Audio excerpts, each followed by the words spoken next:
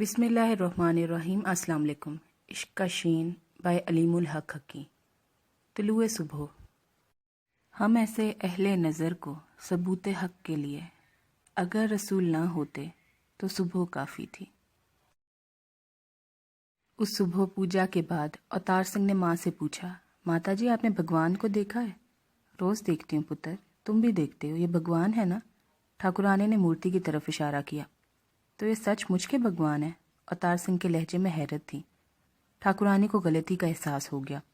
میرا مطلب ہے بھگوان کی مورت ہے، ہم روز اس کے درشن، اس کی پوجا کرتے ہیں، تو یہ سچ مجھ کے بھگوان تو نہیں ہے نا؟ ٹھاکرانی چکنا ہوگی۔ بھگوان کی صورت بالکل ایسی ہے۔ یہ آپ کیسے کہہ سکتی ہیں ماتا جی؟ آپ نے بھگوان کو دیکھا ہے کیا؟ نہیں دیکھا تو نہیں، پر مجھے معلوم ہے یہ بھگوان کی مورت ہے۔ تو ماتا جی ہمیں بھگوان کی پوجا کرنی چاہیے، اس مورت کی نہیں۔ ٹھاکرانی گھبرا گئی۔ دیکھو پتر، ایسی باتیں نہیں کرتے، ہمارے باپ دادا صدیوں سے اس مورتی کی پوجا کرتے آئے ہیں، وہ غلط تو نہیں ہو سکتے۔ چھوٹے ٹھاکر کی ذہانت پوری طرح کام کر رہی تھی۔ ماتا جی آپ کے باپ دادا کہاں ہیں؟ اس نے پوچھا۔ ان کا تو دیہانت ہو گیا۔ دیہانت کیا ہوتا ہے ماتا جی؟ منش ہے نا، وقت پورا کرتا ہے تو مر جاتا ہے۔ تو آپ کا وقت پورا ہوگا تو آپ کا دیہانت ہو جائے گا، اور اپنا وقت پورا کر کے میں بھی مر جاؤں؟ ٹھاکرانی نے جلدی سے اس کے منہ پر ہاتھ رکھ دیا۔ ایسی باتیں منہ سے نہیں نکالتے پتر۔ منہ سے نہ نکالنے سے کچھ بدل جاتا ہے ماتا جی؟ اوتار سنگھ نے بے حد معصومیت سے پوچھا۔ مجھے بتائیں نا، ایسا ہی ہوگا نا؟ ہاں، ٹھاکرانی نے بات مختصر کرنے کی کوشش کی۔ تو پھر جو دوسرے لوگ ہوں گے وہ بھی اپنے بچوں سے یہی کہیں گے کہ ہمارے باپ دادا اس مورتی کو پوجتے تھے۔ مگر ماتا جی آپ کے باپ دادا بھی تو غلطی کر سکتے تھے نا؟ آپ کو کیسے پتا کہ وہ درست تھے؟ آنے والوں کو بھی یہ پتا نہیں ہوگا کہ آپ درست تھی۔ تم کہنا کیا چاہتے ہو پتر؟ یہی کہ ہمیں بھگوان کی پوجا کرنی چاہیے، اس کی مورتی کی نہیں۔ ٹھاکرانی کے رونگٹے کھڑے ہو گئے۔ سامنے مورتی ہے، مگر ہم پوجا تو بھگوان کی کرتے ہیں۔ تو ہم مورتی کے بغیر بھی پوجا کر سکتے ہیں ماتا جی۔ آپ کہتی ہیں بھگوان سب جانتے ہیں۔ سو تو ہے پتر، مگر ہمارے باپ دادا، یہ بھی تو ہو سکتا ہے کہ وہ غلطی کرتے رہے ہوں۔ یہ نہیں ہو سکتا کہ وہ غلطی کرتے رہے ہوں۔ یہ نہیں ہو سکتا اوتار سنگھ، ٹھاکرانی نے سخت لہجے میں کہا۔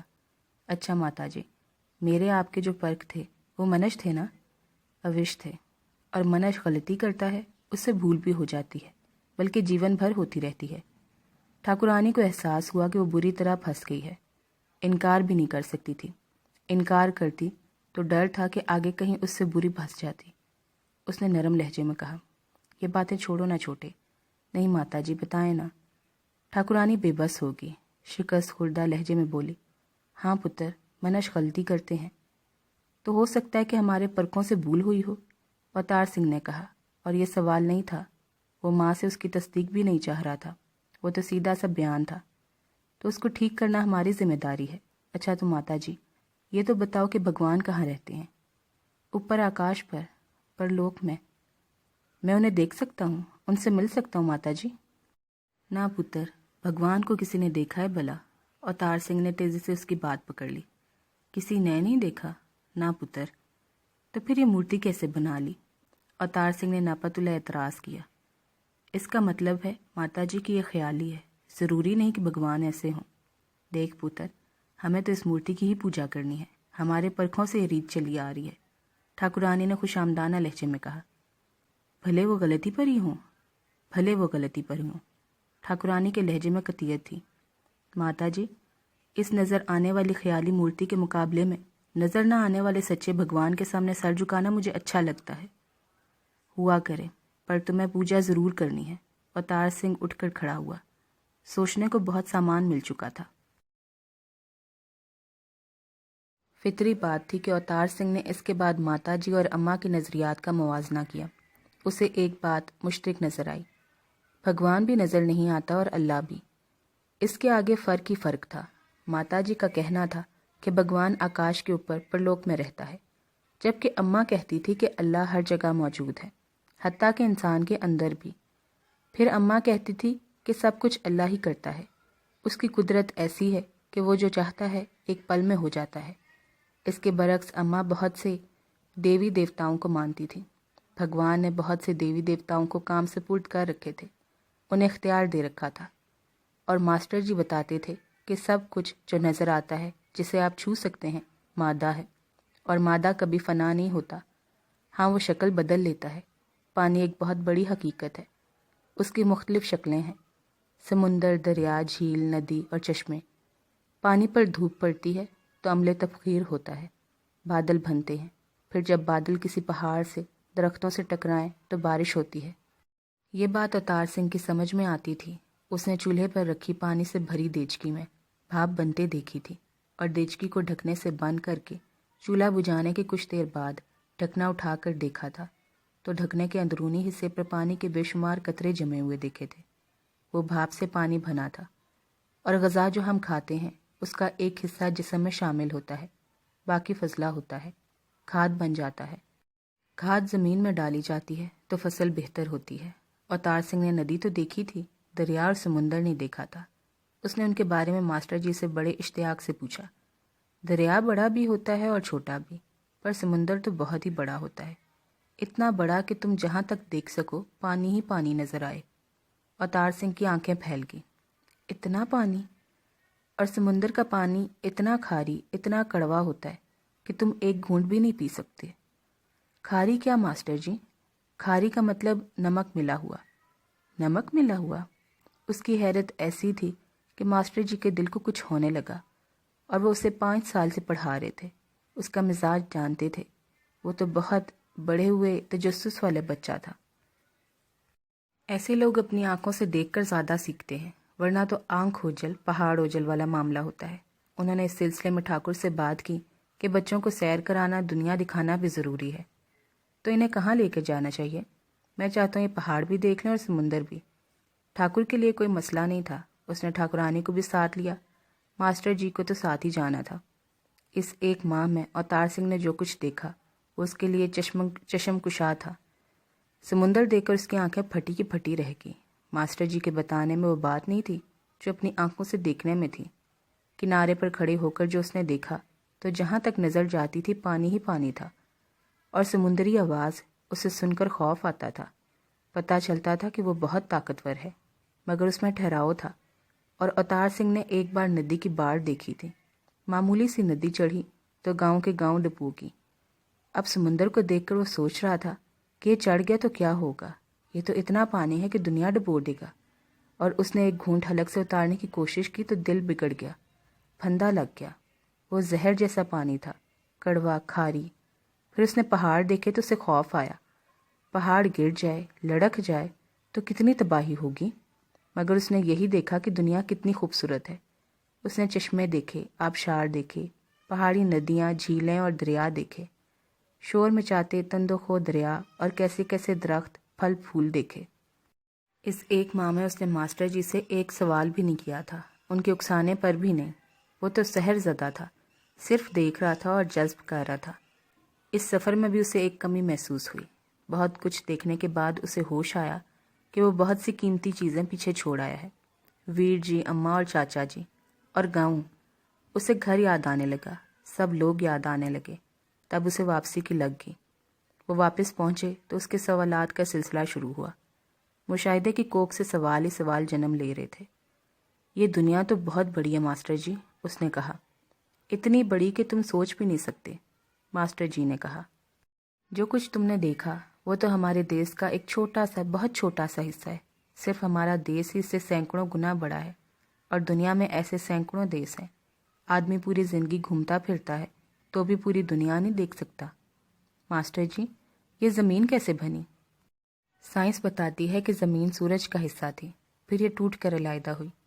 لاکھوں برس سے کھولتا ہوا کرہ زندگی سے محروم رہا، بارشیں ہوتی رہی۔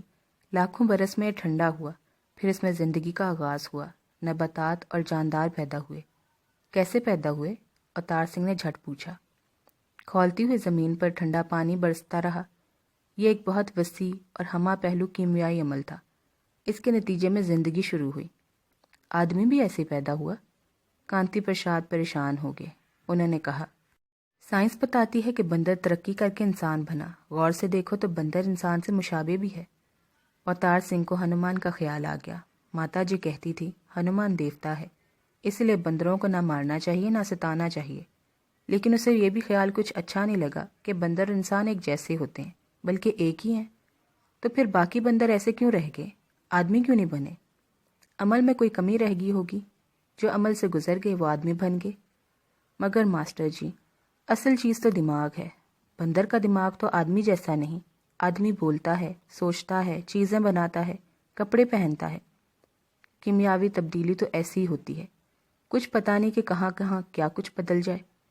अवतार सिंह की तसल्ली नहीं हुई, लेकिन उसने इस बात को यहीं छोड़ दिया और दूसरे जाविये से हमला किया। तो क्या कीमियावी अमल अब भी होता है? अब तो वैसा अमल नहीं होता, कांति प्रसाद ने कहा। ज़मीन तो ठंडी हो चुकी है ना। तो फिर आप दरख्त, पौधे, इंसान और जानवर कैसे पैदा होते हैं? कांति प्रसाद की समझ में नहीं आया। वो तो अफसाइश का अमल चल रहा है। क्यों मास्टर जी? आपने बताया कि तपती हुई ज़मीन पर ठंडी बारिश के कीमियाई अमल से सब कुछ पैदा हुआ। तो अब इस अमल के बगैर सब कुछ कैसे पैदा हो रहा है? हमारे परखे दादा पर दादा मर गए, हम पैदा हो गए, ये सब कैसे? ये तौलीदी निज़ाम है, खुदकार निज़ाम, एक सिस्टम है जिसके तहत तमाम जानदारों और नबातात की अफसाइश होती है। लेकिन मास्टर जी, पहला दरख्त, पहला जानवर, पहला इंसान, वो तो इस सिस्टम से पैदा नहीं हुए होंगे ना? अवतार सिंह ने एतराज़ किया।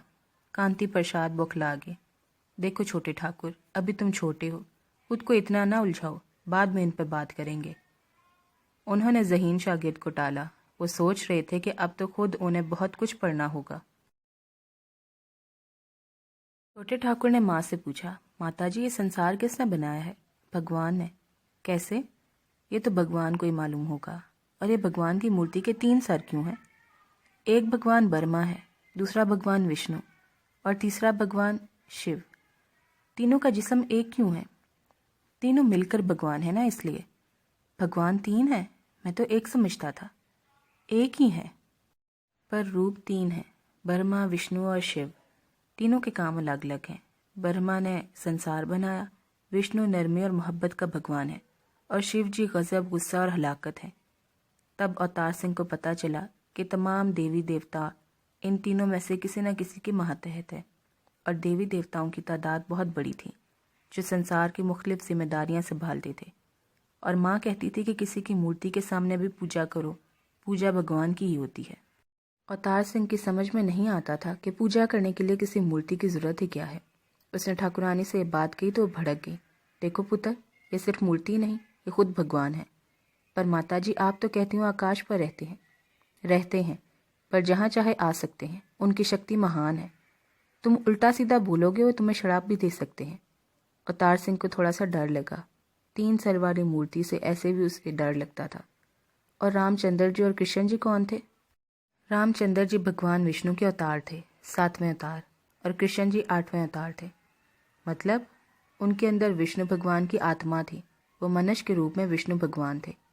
ठाकुरानी ने कहा, वेदों में लिखा है कि 10 अवतार आएंगे, 9 आ चुके हैं और 1 बाकी है। माताजी, ये कैसे पता चलता है कि किसी मनुष्य में भगवान की आत्मा मौजूद है? उनकी शक्ति से पता चलता है और ज्ञानों को पता चल जाता है। अवतार सिंह और उलझ गया। ये गोरख धंधा क्या है, उसकी समझ में नहीं आ रहा था। चंद रोज़ बाद उसने मास्टर जी को घेर लिया। मास्टर जी, ये देवी देवता क्या सचमुच होते हैं? उसने रियाजी पढ़ते पढ़ते अचानक पूछ लिया। मास्टर जी का जहन रियाजी में था। उन्होंने बेदहानी में कहा, भाई लोग कहते हैं तो होते ही होंगे।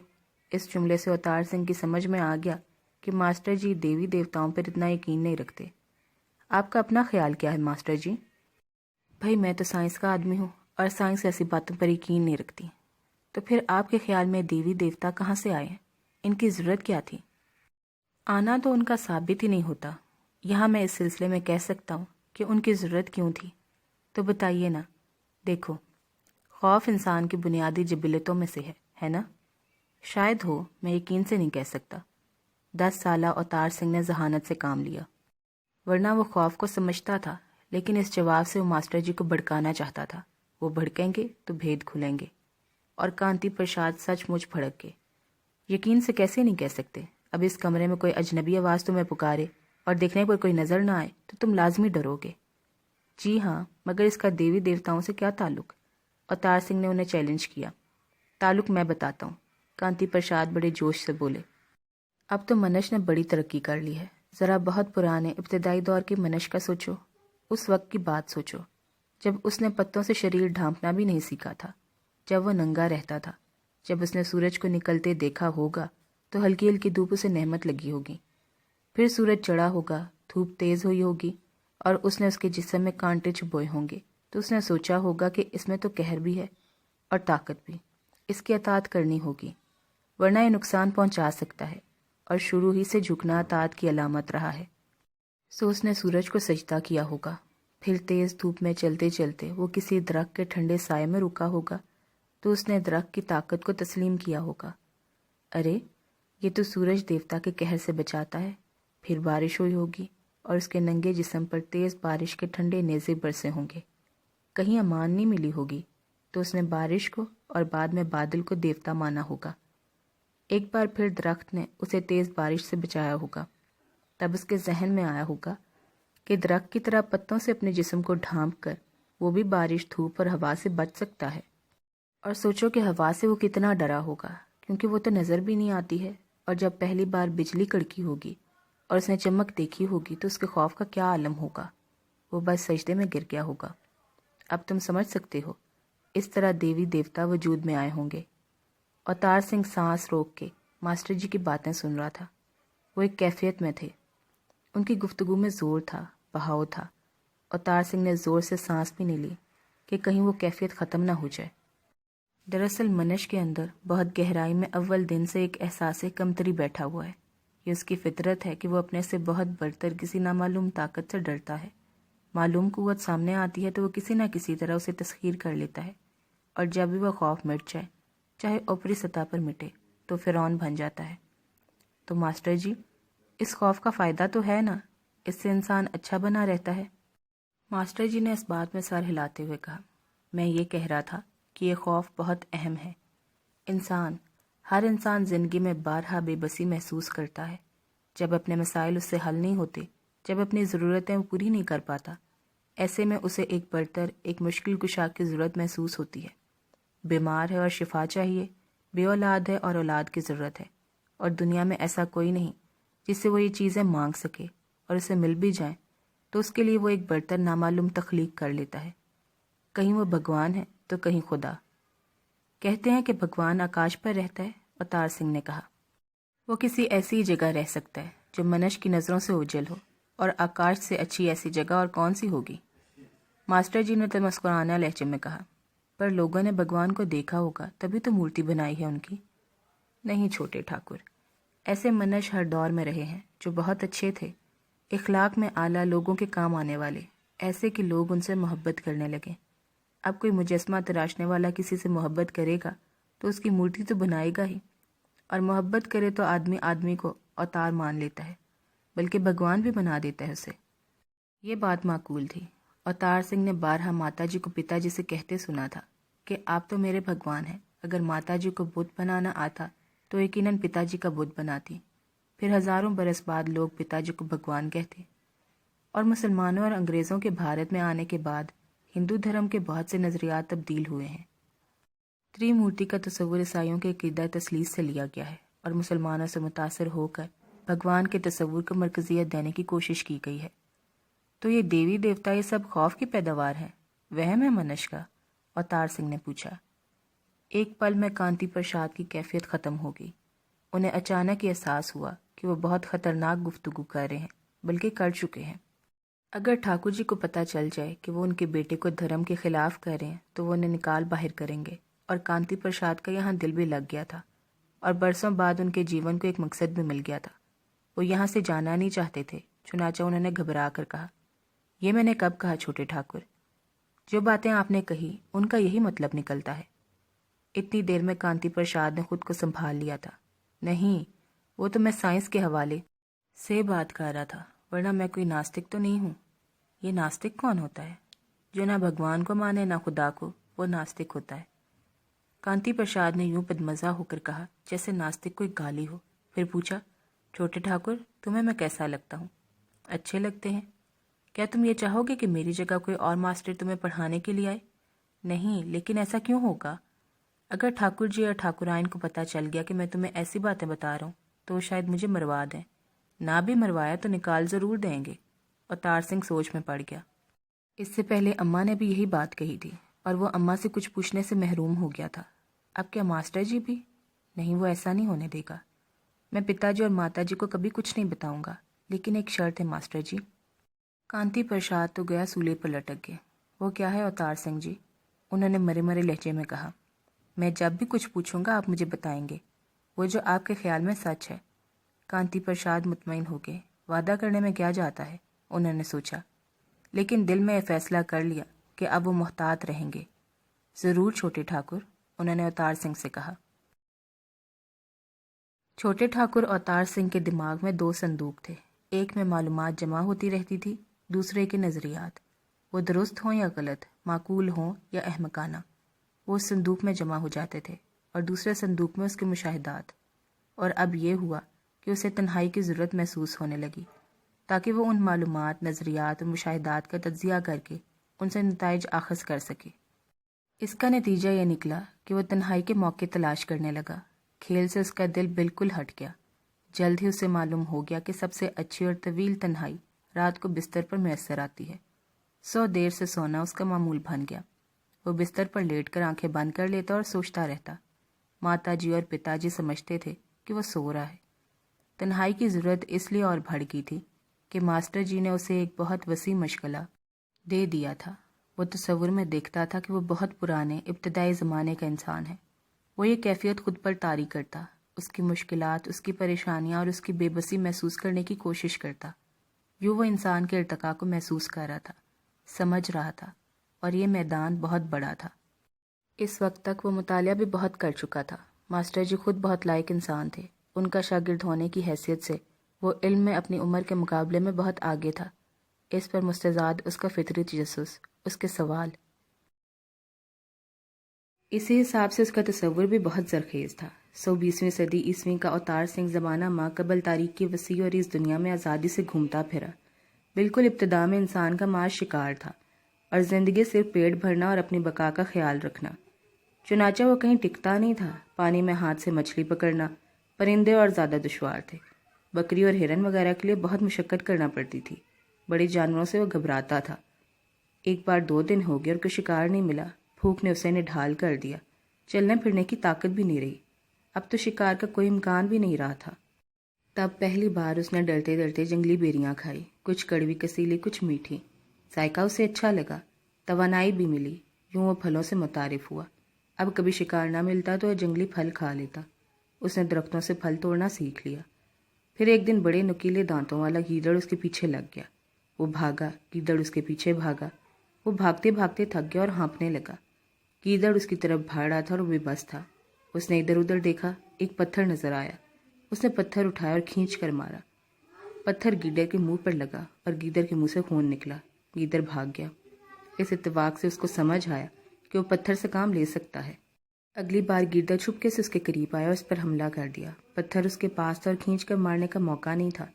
وہ ہاتھ میں پتھر تھام کر گیدڑ کو مارتا رہا، یہاں تک کہ گیدڑ ختم ہو گیا۔ اس دن اس نے پتھر کا فرق بھی سمجھ لیا۔ نوکیلا پتھر زیادہ کام آتا ہے۔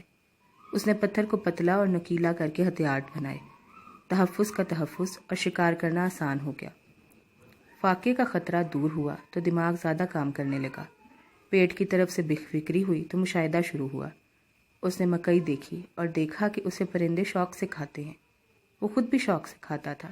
پھر وہ بیمار ہو گیا، مجبور ہو گیا کہ وہیں پڑا رہے۔ آگے جانے کی طاقت نہیں تھی، راستہ دشوار تھا اور سامنے پہاڑ تھا۔ اس کا جسم گرم ہو رہا تھا۔ اس نے مکئی کے دانے جہاں تک پھیلا سکتا تھا پھیلا دیے کہ پرندے آئیں گے اور وہ پتھر سے ان کا شکار کر کے پیٹ بھرے گا، اور طاقت بحال ہوگی تو آگے نکل جائیں گے۔ 30-40 سورج نکلے اور ڈوبے تو اس نے دیکھا کہ جہاں اس نے مکئی کے دانے پھیلائے تھے وہاں پودے نکل رہے ہیں۔ پھر اس نے ان پودوں کو بڑھتے دیکھا۔ ہر پودے میں مکئی کے بہت سارے پھل تھے۔ بہت سارے سورج نکلے اور ڈوبے تو مکئی تیار ہوگی۔ اس نے سوچا تو ان دانوں سے پودے نکلتے ہیں، یہ تو بہت اچھی بات ہے۔ وہ صحت یاب ہو گیا تھا، مگر وہ آگے نہیں گیا۔ اس نے پھر دانوں کو پھیلا کر تجربہ کیا۔ پھر فصل ہوئی، مگر اس نے سمجھ لیا کہ اس کے لیے یہاں رہنا ضروری ہے، سو اس نے گھومنے پھرنے کو خیر بات کہا اور وہیں ایک غار میں رہنے لگا۔ پھر اس نے پرندوں کو گھونسلہ بناتے دیکھا اور اپنے لیے گھر بنایا، جہاں وہ دھوپ اور بارش سے اور ہوا سے محفوظ تھا۔ وہ زراعت اور تمدن کا آغاز تھا۔ اہم ترین عناصر 4 تھے: مٹی، پانی، ہوا اور آگ۔ ان کے بغیر زندگی کا تصور نہیں تھا۔ ہوا اور مٹی ہر جگہ موجود تھی، پانی کا ایک سسٹم تھا، اور آگ نہ ہوتی تو انسان جانوروں کی طرح کچا کھاتا رہتا۔ پہلی بار وہ کھانا پکا کر ہی جانوروں سے ممتاز ہوا تھا۔ ان سب باتوں پر غور کرتے ہوئے اوتار سنگھ کے ذہن میں 2 باتوں نے جڑ پکڑی، جو وقت گزرنے کے ساتھ ساتھ راسخ ہوتی گئی۔ ایک یہ کہ دنیا میں کوئی کام خود بخود نہیں ہوتا، دوسرا یہ کہ اتفاق کوئی چیز نہیں ہوتا، اس کا سبب اس کا عمیق مشاہدہ تھا۔ وہ ہر چیز کو علم کی کسوٹی پر پرکھتا ضرور تھا، لیکن اس نے یہ سمجھ لیا تھا کہ کہیں کہیں سائنس بھی بے بس ہو جاتی ہے۔ جیسے دنیا کی ابتدا کے بارے میں وہ یہ کہہ کر الگ ہو جاتا تھا کہ ایک کیمیاوی عمل کے نتیجے میں زمین بنی اور اس پر زندگی کا آغاز ہوا، اور وہ کہتا تھا کہ وہ عظیم کیمیاوی عمل خودکار تھا۔ یہ بات اس کے حلق سے نیچے نہیں اترتی تھی۔ یہ طے ہے کہ کیمیاوی عمل عناصر کے درمیان ہوتا ہے، اور یہ بھی طے ہے کہ عناصر خود بخود پیدا نہیں ہوتے۔ ہر چیز کے ہر عمل کی کوئی نہ کوئی علت ہے جو آدمی کی سمجھ میں نہیں آتا۔ وہ اس پر اتفاق کا لیبل چپکا دیتا ہے۔ سو جہاں سائنس بے بس دکھائی دیتی تھی، وہ وہیں سے غور و فکر کرتا تھا۔ انسانی ارتقاء کی تاریخ سے اوتار سنگھ نے یہ سمجھ لیا تھا کہ انسان کا علم بہت محدود اور ناقابل اعتبار ہے۔ ابتدا میں وہ کچھ نہیں جانتا تھا، پھر اسے اپنی عقلی صلاحیت کا ادراک ہوا، تب اس نے سمجھنا شروع کیا، اور تب سے اب تک کتنے ہی نظریات ایسے ہیں جن پر وہ مدتوں راسخ رہا، مگر بعد میں انہیں غلط ماننے پر مجبور ہو گیا۔ تو یہ طے ہے کہ جو بھی انسان کو معلوم ہے، جو بھی کچھ اس نے سمجھا ہے، اس کے درست ہونے کی کوئی ضمانت نہیں۔ کوئی بھی نظریہ کسی بھی وقت غلط ثابت ہو سکتا ہے۔ سائنس کی بنیاد انسان کی عقل اور اس کے جاننے کی خواہش ہے، اور اوتار سنگھ نے یہ سمجھ لیا تھا کہ عقل خام ہے۔ بہت سی چیزیں ہیں جنہیں عقل سمجھنے سے قاصر ہے، تو اس وجہ سے ان کا انکار تو نہیں کیا جا سکتا۔ جو کچھ انسان کو جب تک معلوم نہیں تب تک ناموجود ہے، لیکن اس سے فرق کیا پڑتا ہے؟ وہ موجود تو ہوتی ہے۔ کسی کے وجود کا انکار کرنے سے وجود ختم تو نہیں ہو جاتا، اور جب تک انسان اسے دریافت کرتا ہے تب سے اسے ماننا شروع کرتا ہے، حالانکہ وہ بہت عرصے سے موجود ہوتی ہے۔ ابھی ماسٹر جی نے بتایا تھا کہ ایک اور ستارہ دریافت ہوا ہے جس کا نام پلوٹو ہے۔ دریافت کا مطلب یہ ہے کہ وہ اب انسان کو نظر آیا ہے، اس کی سمجھ میں اب آیا ہے۔ خود ماسٹر جی نے بتایا تھا کہ نظام شمسی بہت بڑا ہے، اور ہو سکتا ہے کہ اس میں اور ستارے بھی ہوں جو ابھی انسان کو نظر نہ آئے ہوں، اور یہ بھی کہ کائنات میں اس سے کہیں بڑے ہزاروں بلکہ شاید لاکھوں نظام موجود ہوں۔ تو کائنات بہت بڑی ہے، اتنی بڑی کہ انسان اس کا تصور بھی نہیں کر سکتا۔ وہ تو ابھی تک اپنے نظام شمسی کو بھی پورے طور پر نہیں سمجھ پایا ہے، اور یہ جو کچھ انسان نے سمجھا ہے ہزاروں برسوں میں سمجھا ہے، اور جو سمجھا ہے وہ بھی مکمل نہیں ہے۔ ہزاروں لاکھوں سوال ایسے ہیں جن کے وہ ابھی تک جواب نہیں دے پایا ہے۔ پھر عقل کے ساتھ حواس بھی ہیں۔ انسان دیکھتا ہے تو مانتا ہے، سب سے زیادہ وہ آنکھوں پر اعتبار کرتا ہے، مگر اور حصے بھی ہیں۔ وہ سن سکتا ہے، سونگھ سکتا ہے، چھو سکتا ہے، چکھ سکتا ہے۔ یہ تمام حصے عقل کی مددگار ہیں، تبھی تو اس نے بہت سی ایسی چیزوں کا وجود تسلیم کیا جنہیں وہ دیکھ نہیں سکتا تھا۔ ان میں ہوا بھی تھی اور خوشبو بھی۔ اوتار سنگھ دنیا کے نظام پر غور کرتا تھا۔ سورج ہر روز اپنے مقررہ وقت پر نکلتا اور غروب ہوتا تھا۔ چاند تھا، اس کی گردش کا دائرہ ایک خاص مدت میں مکمل ہوتا تھا۔ نیا چاند نکلتا، روز تھوڑا تھوڑا بڑھتا، مکمل ہوتا، پھر تھوڑا تھوڑا گھٹتا، 2 دن بعد غائب ہو جاتا اور پھر نیا چاند نکلتا۔ موسم تھے جو اپنے اپنے وقت پر آتے جاتے تھے۔ کچھ مہینے بارشوں کے تھے، گرمی سردی تھی، بہار خزاں تھی۔ تمام ستارے اپنے مخصوص رفتار سے آگے پیچھے گردش کرتے تھے، ایسے کہ اس میں کبھی 1 سیکنڈ کا فرق بھی نہیں پڑتا تھا۔ تبھی تو جنتریوں سے پتہ چلتا تھا کہ کب کون سا ستارہ کہاں ہے۔ زہرہ، مشتری، مریخ، عطارد اور زحل۔ یہ بھی معلوم ہوتا تھا کہ وہ کب سے کب تک طلوع رہیں گے، یعنی زمین سے دیکھے جا سکیں گے۔ سب کچھ ایسے ہی حساب کتاب سے تھا کہ نجومیوں کو پہلے سے معلوم ہوتا تھا کہ کس سال کس مہینے میں کتنے بج کر کتنے منٹ اور کتنے سیکنڈ پر سورج یا چاند گرہن ہوگا۔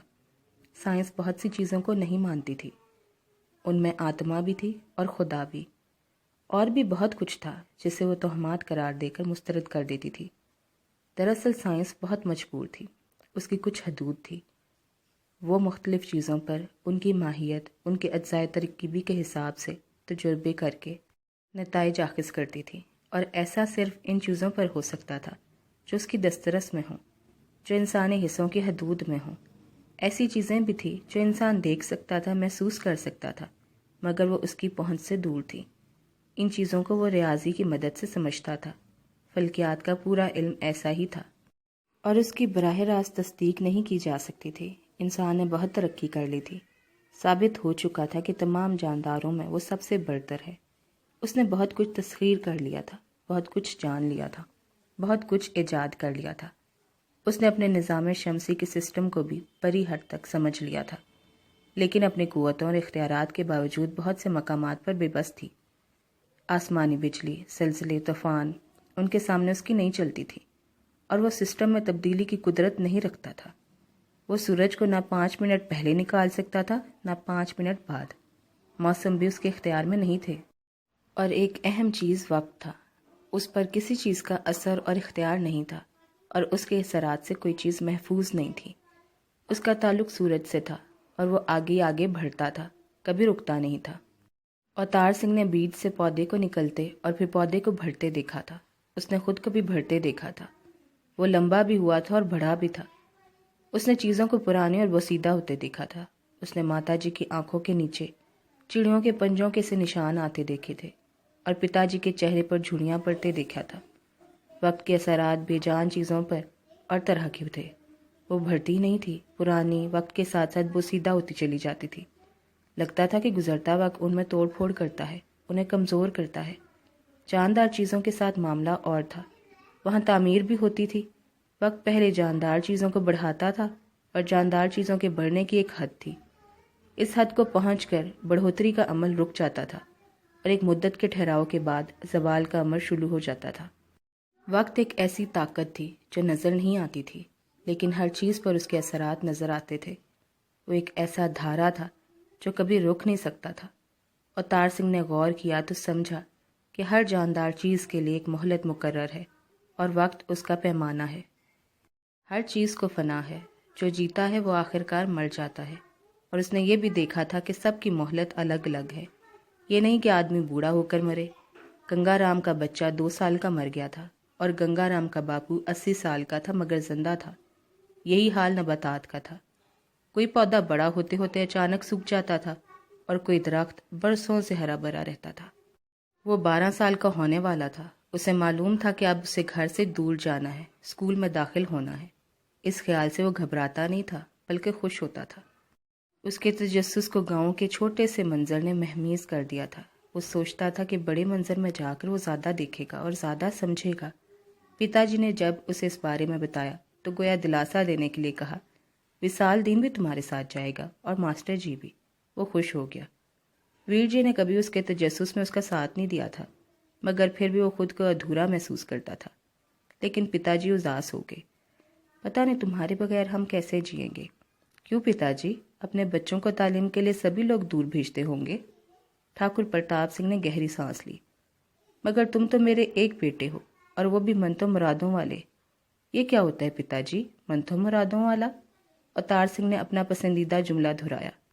اس کے جواب میں ٹھاکر نے اسے سب کچھ بتایا، بلکہ اسے لے جا کر برگد کا وہ درخت بھی دکھایا جو جل چکا تھا، مگر اب بھی کھڑا تھا۔ یہاں ہم نے آخری بار تمہیں مانگا تھا، منت چڑھائی تھی، تو اس کے بعد ہی میں پیدا ہوا تھا؟ ہاں۔ تو اس کا مطلب ہے کہ اس درخت نے آپ کو مراد دی، اوتار سنگھ نے کہا۔ ٹھاکر نے کوئی جواب نہیں دیا۔ وہ بیٹے کو اس معاملے کی تفصیل نہیں بتانا چاہتا تھا، لیکن چند لمحے بعد نہ چاہتے ہوئے بھی اس کے منہ سے نکلا، یہ درخت تو ہمارے منت ماننے کے کچھ دن بعد ہی سوکھ گیا تھا۔ میرے پیدا ہونے سے بھی پہلے؟ ہاں پتر، اس سے بھی پہلے۔ ماتا جی اسے اکثر بتاتی تھی کہ انہوں نے کیسے طویل برس اولاد کی آرزو میں گزارے تھے۔ کیا گزرتی تھی ان پر؟ انہیں کچھ بھی اچھا نہیں لگتا تھا، ہر چیز میسر تھی، لیکن انہیں کسی چیز سے غرض نہیں تھی۔ وہ بس ہر جگہ اولاد کی پرارتھنا کرتی تھی۔ وہ کہتی تھی کہ انہوں نے 22 برس اولاد سے محرومی کا کشٹ اٹھایا ہے، اور جب انہیں وہ مل گیا تو جیسے سب کچھ مل گیا۔ تو اوتار سنگھ نے سوچا کہ وہ ہستی جس نے مجھے پیدا کیا یقیناً زبردست ہے، اور وہ یہ درخت تو ہرگز نہیں ہو سکتا جو خود ہی زندگی سے محروم ہو گیا ہے۔ میرے ماں باپ 22 سال ہر کسی سے اولاد مانگتے رہے، لیکن اولاد نہیں ملی۔ پھر اس نے مجھے پیدا کیا تو میرے ماں باپ پر بڑا احسان کیا، مجھ پر بھی احسان کیا کہ مجھے ایسے محبت کرنے والے ماں باپ دیے، اور انہیں اتنا کچھ دیا کہ وہ میری ہر خواہش پوری کر سکتے ہیں۔ تو مجھے کیا کرنا چاہیے؟ وہ اس سوال پر سوچتا رہا۔ اسے یاد آیا کہ ایک دن اس نے ماتا جی سے پوچھا تھا، آپ میرا اتنا خیال رکھتی ہیں، ہر چیز دیتی ہیں مجھے، اور پتا جی بھی کیا کچھ کرتے ہیں میرے لیے، تو مجھے کیا کرنا چاہیے؟ ابا جی میں کیا کروں آپ کے لیے؟ کچھ نہیں، بس تم اچھے رہو، خوش رہو، میرے لیے یہی سب کچھ ہے، ماتا جی نے کہا۔ اچھے رہنے کا کیا مطلب ہے؟ اچھے پرش بنو، اچھے کام کرو تاکہ تمہارے پتا جی کا نام روشن ہو، لوگ خوشی سے کہیں کہ ٹھاکر پرتاپ سنگھ کا پت مہاپرش ہے۔ اور کیا کروں؟ یہ تو کچھ بھی نہیں، اور بتائیے کوئی مشکل سا کام۔ ماتا جی چند لمحے سوچتی رہی۔ اس دوران پتا جی بھی آگے۔ بس تم ہمیشہ ہم سے محبت کرو، انہوں نے کہا، اور اوتار سنگھ ماں سے لپٹا اور انہیں پیار کیا، پھر پتا جی سے لپٹ گیا اور انہیں چومنے لگا۔ وہ تو میں کرتا ہوں، اور یہ بھی بہت آسان ہے میرے لیے۔ محبت کرنا کبھی آسان نہیں ہوتا، پتا جی نے کہا، مگر یہ بات تم ابھی نہیں سمجھو گے۔ تو اب اوتار سنگھ نے سوچا کہ اسے اپنے پیدا کرنے والے سے محبت کرنی چاہیے، دنیا میں سب سے، ماتا جی، پتا جی، اماں اور ویر جی سے بڑھ کر، کیونکہ اس نے اسے پیدا نہ کیا ہوتا تو نہ وہ ان سب کو ملتا اور نہ یہ سب اسے ملتے۔ اس نے سمجھ لیا کہ شکر ادا کرنا اور محبت کرنا سب سے زیادہ اس کے لیے ہونا چاہیے جس نے اسے پیدا کیا ہے۔ مگر محبت کیسے کریں؟ وہ تو اسے جانتا بھی نہیں، تو پھر پہلے اسے جاننے کی کوشش کرے، اسے تلاش کرے، پھر اسے دنیا کی ہر ہستی اور ہر چیز سے بڑھ کر محبت کرے۔ اے تو جو بھی ہے، میں تیرا شکر ادا کرتا ہوں، اس سے بڑھ کر جو تو نے مجھے اور میرے ماں باپ کو دیا، اوتار سنگھ نے سرگوشی میں کہا۔ اب میں تجھے تلاش کروں گا، تجھے ڈھونڈوں گا، اور پھر تجھ سے محبت کروں گا۔ یہ میں جانتا ہوں کہ میں بس ارادہ کر سکتا ہوں، کوشش کر سکتا ہوں، مگر تو مجھے اسی وقت ملے گا جب تو چاہے گا، جب تیری مرضی ہوگی۔ میں تجھ سے پرارتھنا کرتا ہوں کہ میری مدد کر اور مجھے مل جا۔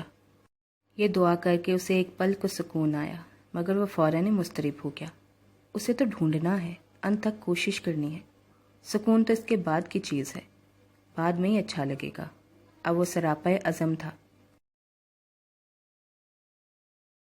درخت کیسے سوکھ جاتے ہیں ماسٹر جی؟ اوتار سنگھ نے ماسٹر جی سے پوچھا۔ ایک وجہ تو یہ ہوتی ہے کہ ارد گرد کی زمین خشک ہو جائے، ایسی کہ درخت کی جڑیں درخت کے لیے غذا حاصل نہ کر سکیں، مگر بہت پرانے اور بہت بڑے درختوں کے ساتھ ایسا کم ہی ہوتا ہے، کیونکہ ان کی جڑیں بہت دور تک، بعض اوقات میلوں تک پھیلی ہوتی ہیں، کانتی پرساد نے کہا۔ اور دوسری وجہ؟ تم جانتے ہو کہ جڑیں زمین سے غذا حاصل کر کے تنے کی طرف بڑھاتی ہیں، اس سے درخت ہرا رہتا ہے، نئی کونپلیں، نئے پتے نکلتے ہیں۔ غذا نہ ملے تو یہ عمل رک جاتا ہے اور دھیرے دھیرے سوکھ جاتا ہے۔ اب جڑوں میں کوئی بیماری پھیل جائے اور زمین سے غذا چوسنے اور آگے بڑھانے کا ان کا عمل معطل ہو جائے تو درخت ختم ہو جاتا ہے۔ تو سوکھنے کے بعد بھی درخت کھڑا رہتا ہے؟ کچھ عرصہ، اس وقت تک جب تک جڑوں میں اس کا بوجھ اٹھانے کی طاقت ہو، اور پھر درخت اندر سے کھوکھلا ہونے لگتا ہے، یا پھر تو کھڑے کھڑے ختم ہو جاتا ہے یا گر جاتا ہے، جڑیں زمین چھوڑ دیتی ہیں، ٹوٹ جاتی ہیں۔ سوکھنے کے کتنے عرصے بعد درخت گر جاتا ہے؟ مہینہ، 2 مہینے، 6 مہینے، اور زیادہ سے زیادہ سال بھر، کانتی پرساد نے کہا۔ مگر تم کیوں پوچھ رہے ہو؟ یوں ہی، کوئی خاص بات نہیں۔ سپہر کو ان کا کھیلنے کا وقت تھا۔ وصال دن اور اوتار سنگھ حویلی سے نکل جاتے تھے اور کانتی پرساد اپنے کمرے میں آرام کرتے تھے۔ اس سپہر اوتار سنگھ نے کانتی پرساد سے کہا، آپ آج ہمارے ساتھ چلیں ماسٹر جی۔ کانتی پرساد کو معمول میں اس تبدیلی کا تصور خوشگوار لگا۔ انہوں نے حامی بھر لی۔ وہ دونوں لڑکوں کے ساتھ حویلی سے نکل آئے۔ اوتار سنگھ آگے آگے چل رہا تھا۔ وہ بستی سے باہر نکل آئے۔ کچھ دور کانتی پرساد کو وہ سوکھا ہوا برگد کا بہت بڑا درخت نظر آیا۔ انہیں اپنے شاگرد پر فخر ہونے لگا۔ وہ صحیح طالب علم تھا، سائنسی ذہن والا، تجسس سے بھرا ہوا اور تحقیق کے جذبے سے مالا مال۔ اوتار سنگھ نے انہیں لے جا کر وہاں کھڑا کر دیا۔ اس درخت کو دیکھیے ماسٹر جی۔ کانتی پرساد نے درخت کو دیکھا، پھر گرد و پیش کا جائزہ لیا۔ قریب ہی پانی کا ایک تالاب تھا اور ہر طرف خودرو گھاس اور جنگلی پھلوں کے پودے موجود تھے۔ دیکھ رہا ہوں، یہ جڑوں کی بیماری والا معاملہ ہے، کیونکہ ارد گرد تو بہت ہریالی ہے۔ یہ درخت مر چکا ہے نا؟ بالکل۔ کانتی پرساد نے درخت کی زمین سے باہر نکلی ہوئی مردہ جڑوں کو غور سے دیکھتے ہوئے کہا، ایسا مر چکا ہے کہ اب کبھی ہرا نہیں ہوگا۔ مگر ماسٹر جی، یہ درخت تقریباً 13 برس سے اس حال میں ہے۔ کانتی پرساد کے چہرے پر بے یقینی کا تاثر ابھرا۔ یہ نہیں ہو سکتا، انہوں نے بے حد وثوق سے کہا۔ आप पिताजी से पूछ लें। ठाकुर के हवाले पर कांति प्रसाद को सांप सूंघ गया। तो फिर ये इतने बरसों से खड़ा कैसे है? यही तो मैं आपसे पूछना चाहता हूँ। मेरे ख्याल में तो इसे अब एक उंगली के धक्के से भी गिर जाना चाहिए, कांति प्रसाद ने कहा, और दरख्त के तने पर सचमुच एक उंगली से दबाव डाला।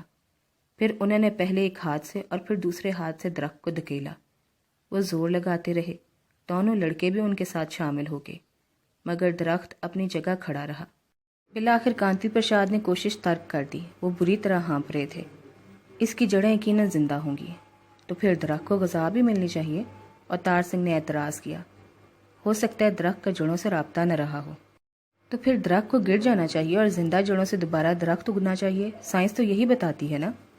मुमकिन है जड़ के एक मजबूत मगर छोटे हिस्से से दरख्त का राब्ता हो, तो इसे थोड़ी बहुत ग़िज़ा तो मिल रही होगी। कहीं तो नमो के आसार नजर आए। कांति प्रसाद लाजवाब हो गए। इसकी वजह भी कोई होगी जो हमें मालूम नहीं। साइंस को भी मालूम नहीं? साइंस को मालूम होगा, हमारा इल्म कम है। कांति प्रसाद ने बात बनाई, लेकिन उनका लहजा कमज़ोर था। अब चलें, उन्होंने कहा और वापस चल दिए। दोनों लड़के उनके पीछे थे। मास्टर जी का जवाब अवतार सिंह को मुतमईन न कर सका था, मगर उसे खुशी थी कि मास्टर जी ने इस मामले को तोहम करार नहीं दिया। फिर माताजी बीमार होगी। ऐसे बीमार के देखते ही देखते बिस्तर से लग गई। चलने फिरने के काबिल भी नहीं रही। पहले तो वेद जी आते रहे, फिर शहर से डॉक्टर आने लगे। ठाकुर जी भी बहुत परेशान रहने लगे थे। बहुत दिन से माताजी पूजा वाले कमरे में नहीं गई थी। जब पहली बार ऐसा हुआ तो उन्होंने उसका हाथ थाम कर कहा, देख पुत्र, आज मैं उठ नहीं सकती, लेकिन तुम रोज़ की तरह जाओगे और पूजा करोगे। अवतार सिंह ने इस बात में सर हिला दिया। और जब तक मैं ना जा सकूं, तुम हर रोज़ पूजा करते रहोगे? जी माताजी।